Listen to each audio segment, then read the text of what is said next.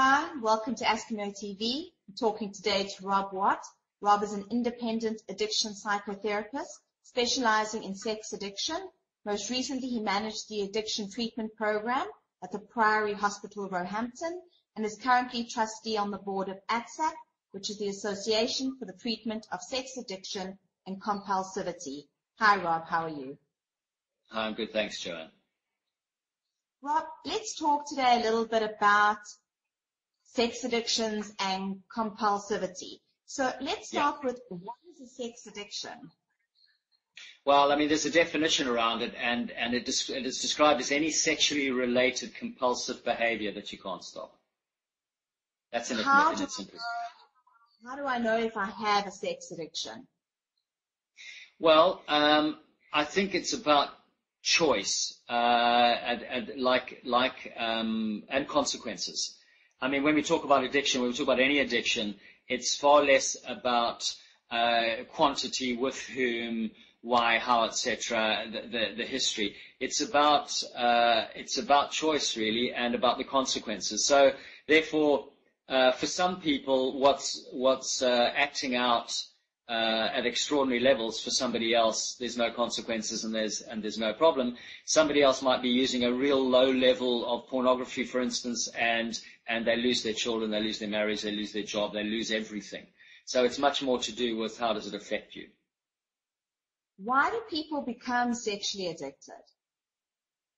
Well, there's three elements clinically that we have a look at. One is trauma, the other one is opportunity, and the other one is what we call an attachment theory. So it's quite often it's about family of origin relationships. However, as time is progressing, and with the advent of internet porn, for instance, social networking, friend finders, etc., which maybe we'll talk a little bit about a little later, it's about opportunity, really. It's there.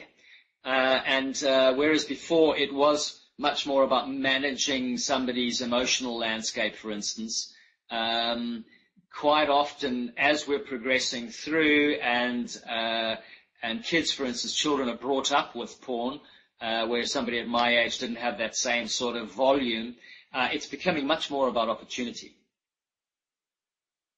What's the difference between sex addiction and a high sex drive?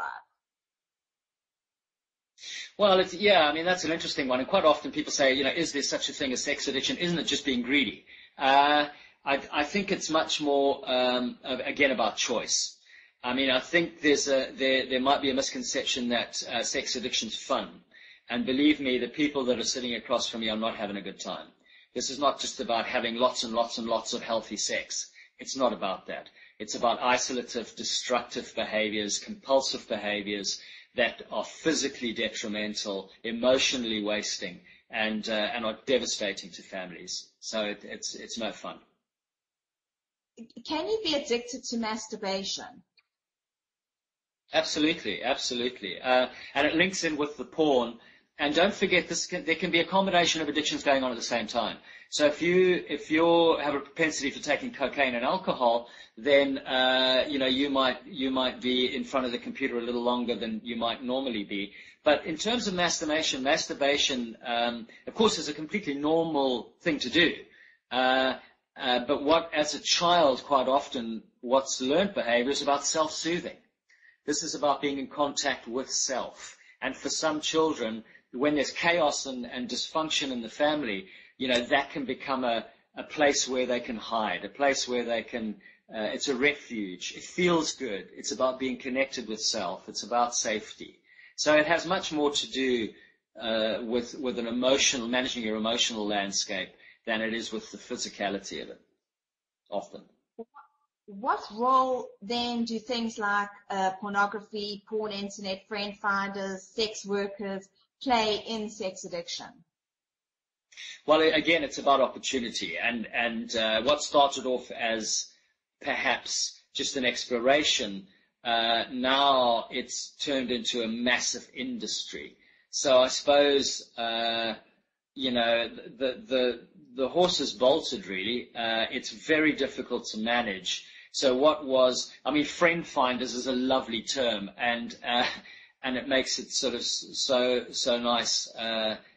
So nice, and quite often it's not. So it's just about availability and opportunity, and of course there's going to be consequences in terms of relational experiences and how we develop as children, and expectations, etc.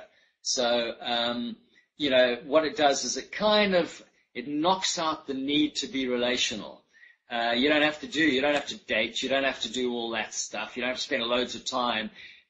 3 clicks later, you're wherever you want to be. And that's quite scary, really, because it can leave you lonely and isolated and sort of socially inept, I guess is a good way of putting it. So what is the link between sex addiction and compulsivity? Well, I mean, sex addiction is kind of defined by compulsivity. It's what makes sex addiction an addiction. The compulsive element of it is the destructive element of it. It's the one that means that we're using sex either to self-soothe or to change the way we feel. So quite often it's about managing a lot of perhaps childhood trauma. It's much more linked in, it's about being a coping strategy rather than a choice. So you're back to that choice element again. It's no longer a choice. It's a learned behavior, and it's something that somebody needs to do. They have to do, and without it, what they do is all their material comes up and they can't cope. And that's when you get self-harm, you get suicidal ideation. So it's quite serious stuff. Is there recovery for sex addiction, and what is the treatment processes that are available? There is recovery for as it's becoming more recognized. I mean, there's debate about it going into the DSM-4, which is the diagnostic catalog that's used by the medical world. So it is becoming recognized. As it's becoming more recognized, then we're able to treat it more. So there is, again, it ranges from residential treatment, which is quite similar to what you might be addressing alcohol, drugs, relationship addictions with. There are social groups that you can join. There's the equivalent of AA, etc., which maybe we can talk a little bit about. But what's really important for sex addiction is a combination, really, if you can, of getting a therapist and group therapy. Group therapy is a very important and helpful part of getting relational again, because this is all about relationships. Thank you, Rob. Thank you so much for talking to me. That's okay. It's an absolute pleasure.